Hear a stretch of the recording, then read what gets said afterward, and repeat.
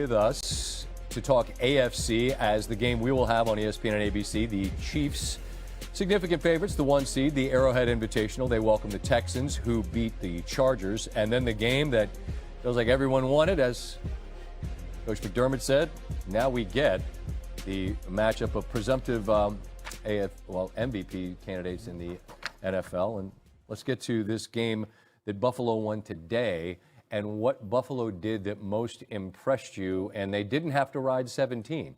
No, not at all. They ran the football. They ran 72 plays in this game, Scott. So for context, like Denver ran 42, and they just ran the ball. Like that was one of the ways you're able to do that. Get an extra offensive lineman in there. You just run outside zone, and when you do that, and they didn't hide it. It wasn't like, hey, we have a limited menu with an extra offensive lineman in there. We're just going to continue to run the ball down your throat. And then it's power football. And I think this is important.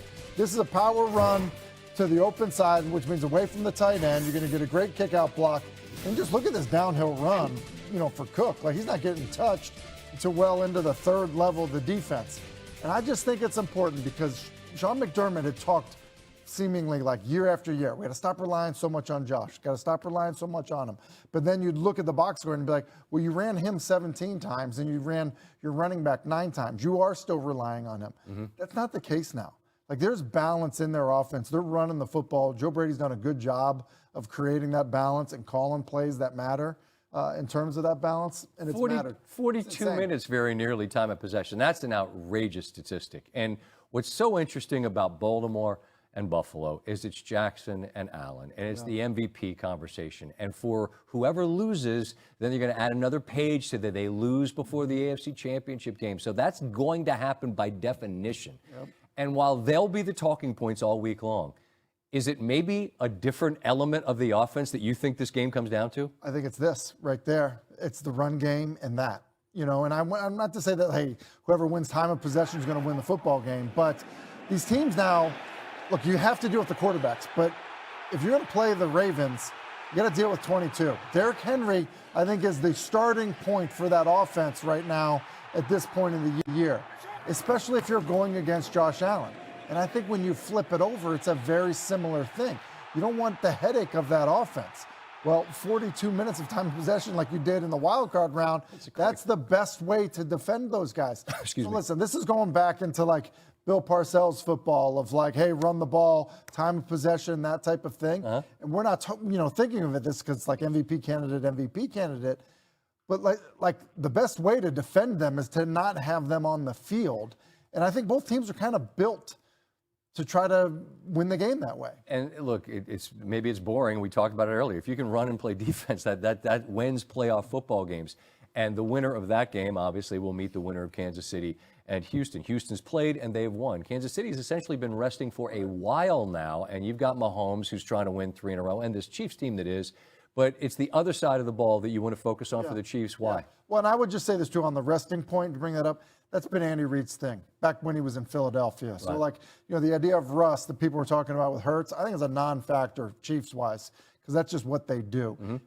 But it's their defense that also, I think, is the key in the way they'll rush the passer. Mm-hmm. When you look at, the way that the Chargers played against the Texans, listen, C.J. Stroud was under a lot of pressure, under a lot of heat. And we talked about it all year long about how the Chiefs really felt like a defensive-led team because Steve Spagnuolo did such a good job of blitzing protections.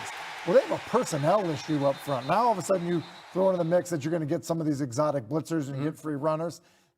To me, that's really, I think, why the line is the way it is. It's not this offense that we're going to get because the defense for Houston's pretty good.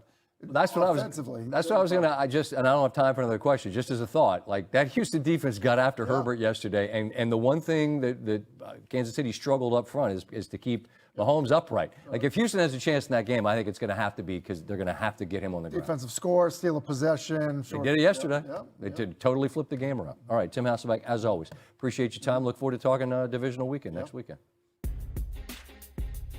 All right, on the way out, it's one big thing about one of our own. A tip of the cap, and it's well-deserved. Awaits the winner of the Monday night game, which has been moved to Arizona due to the fires in Los Angeles between the Rams and the Vikings. Do our research on that game. It'll be just the second playoff game since the merger, with both coaches yet to turn 40. Sean McVay was involved in the other one as well when he and the Rams beat Zach Taylor and the Bengals in Super Bowl 56. Minnesota, the best passing attack on deep balls this season. Sam Darnold led the league in QBR completions and completion percentage on throws at least 20 yards downfield. Rams defense bottom 5 on touchdowns allowed on deep throws. So maybe a good on bad matchup there. We'll see. It'll also be a rematch from Week 8 when the Rams handed the Vikings one of their 3 losses. That was a Thursday night game. Matthew Stafford spectacular in that one. That's where they got Puka back, and that's not something Minnesota knew was going to happen. They were able to limit the pressures as well. Tom Hasselbeck is back with us, and we've talked so much about Darnold this year, and so much of it was good. And the most recent memory we have was the one real poor game he had, which was last week against Detroit, which is why they have to go on the road and play here. What's been the biggest factor in the success, though, that he had during this year? I think it goes along with the research you just were talking about. You know, they've been able to push the ball down the field. Do they have amazing receivers? Yes. But they've protected him so well. To me, that's really been the key. Like, he's had a clean pocket for so many of the big plays. Has he created offense? Yeah. Has he been better than the play call at times? Sure, that's happened. But by and large, the pocket, the distance between he and the pocket, so he's got a clean sight of vision to throw the ball down the field, has been really good. And I think that's a huge part of their success. Some of that's also play calling and play design in terms of setting them up for that, putting the offensive line in situations to be successful. So to me, in terms of Minnesota's offense, that's where it starts for them. They keep him clean, they're going to be fine. Our guy Stanford Steve on our podcast talked about how he looked at that Darnold game with Detroit and said, I have no issues with it. I just figure you're going to have a bad game somewhere. He had it, got rid of it, and flushed it. But now he moves to an even bigger game against a guy in Matthew Stafford who's done this a lot. And I kiddingly call him the old gray beard. Actually, I'm not kidding. His beard's gray now. He's been at it for a while. But he's won a Super Bowl. He's been through this. How can he specifically stress a really good Vikings defense? I think what's interesting about Stafford is he came into the league with just incredible physical talent. Just had an absolute cannon for an arm and all of that. And I think what gets lost in it throughout all of his success is how good he is at the line of scrimmage. We talked about it with Peyton Manning and Tom Brady and Drew Brees and all these quarterbacks, at the line of scrimmage, so good, taking control of it. Well, Stafford's probably as good as anybody in the game at that. And when you think about how that matches up with Minnesota, we've talked about Brian Flores, his aggressive nature. He'll hit you with an all-out blitz in the middle of the field, kind of out of nowhere. But it can get you, too. Live by the sword, die by the sword type of thing. And Stafford's ability to see it, because that gray beard has seen it all. You're right. And make you pay, I think is something to be concerned about if you're Minnesota. I think there's an analogy about a pitcher, right, that could throw at 98, but he's not a thrower. He's learned to pitch, right? He's so cerebral on top of the arm talent, which he's still got, and he has seen it all. It'll be a fascinating matchup and a rematch at that, as we will cap off Wild Card Weekend on Monday night. It's the Vikings. If you wouldn't mind wrapping around here, because Randy thinks he doesn't have any glue. I don't have any glue. I think we're about to find out right now. I just have been dragging a leg. Get a tight little give us a little drag. Come on, give us a little. Hold on. Give us a little. Hold on. Let me just. Tell me about all the ingredients in guacamole. So we have fresh lime juice, we have cilantro, and we have red onions, jalapeno, and avocados. And we hand chop everything every morning. You'll know how real it is because of how it tastes. Follow my finger without turning your head. No, just follow with your eyes. I don't think you understand what I'm asking. I don't think you know how owls work. Get 2 pairs of progressives and an eye exam for $149.95 at America's Best. An alternative to pills, Voltaren is a clinically proven arthritis pain relief gel which penetrates deep to target the source of pain with non-steroidal anti-inflammatory medicine directly at the source. Voltaren, the joy of movement. Old Trapper Beefs. Tough snacks. Out here, you gotta be tough. My truck, my crew, they're tough. Old Trapper taught me the value of tenderness. Old Trapper, what's your beef? You know what's brilliant? Boring. Think about it. boring makes vacations happen. Early retirement's possible. And startups start up. That's why PNC Bank strives to be boring with your money. The pragmatic, calculated kind of boring.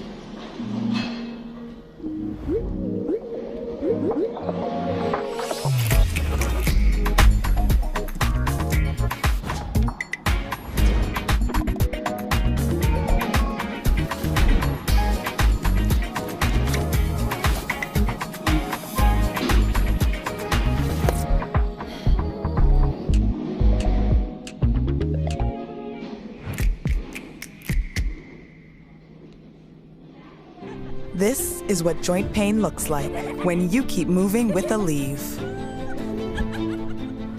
Just one Aleve, 12 hours of uninterrupted joint pain relief. Aleve, strength to last 12 hours. Who knows what tomorrow will bring?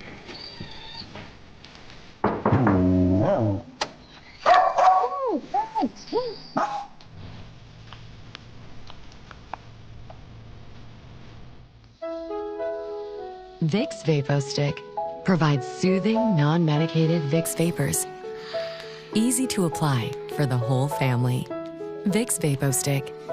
And try new Vapo Shower Max for steamy Vicks vapors. Subway's got a new meal of the day with chips and a drink for just $6.99. Or if you're big hungry, make it a footlong for only $3 more. Huh, big hungry, is that a thing? That should be a thing. Find your fresh with the all-new $6.99 meal of the day at Subway. Prime's exclusive wild card playoff game is coming tonight. The Steelers, the Ravens. They're a prime Super Bowl contender. What a night! Prime's exclusive wild card playoff game. Steelers, Ravens, tonight at 7:30 Eastern, only on Prime. Stop this guy. Arman Sarukian, very much a problem. It all goes down live on pay-per-view.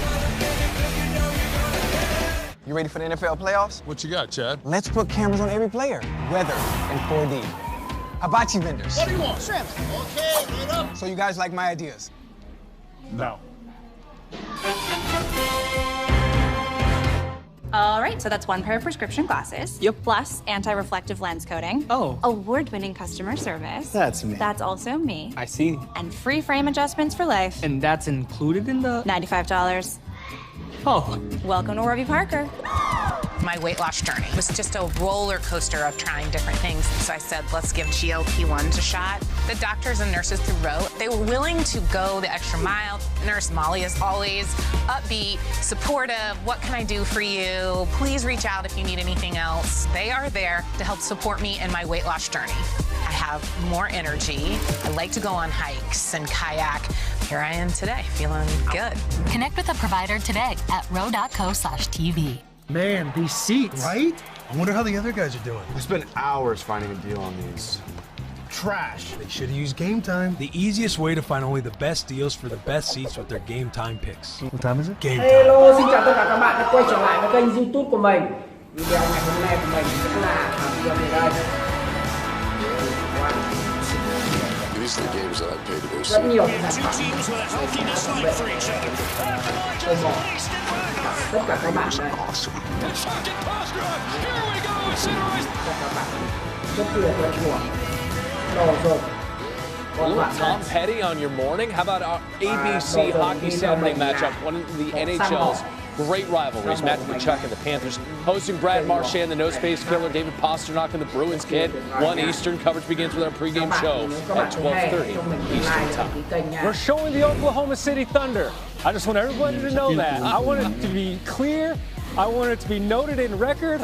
Best team in the West on display at the Garden Kids. Shea Gilgeous-Alexander. He's going to win an MVP. Gets past Mikal Bridges.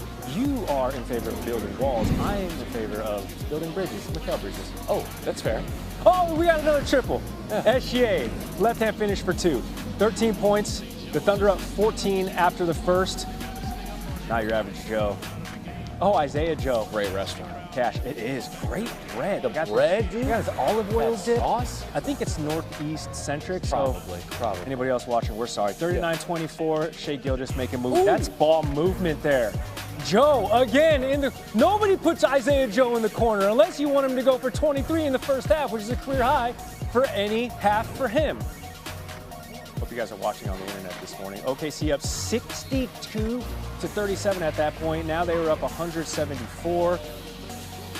SGA is he's so nasty. He had 39 points at the Mecca as the Thunder go on to win 126-101. In the Isaiah Hartenstein revenge game. A lot of people were talking about that. We're here at the Not Top touchscreen. Yes. And we're going back to the First Responders Bowl. Okay. This is North Texas, and Mean Green against the Bobcats of Texas State. Texas-centric because they're playing what they're in the DF Dub. Well, and you said the winner goes floating the San Marcos. Well, only if Texas State wins, they float the San Marcos. Look at my guy Zero, Agent Zero. Agent Zero. He is shifty. Touchdown. Shifty. He's a human touchdown. Look, he's loose. He's down the sideline. Yeah. The green is chasing him. He's loosey-goosey. And he gets that's into the end zone. Unexpected speed. It's not great blocking. That was unexpected It wasn't great blocking.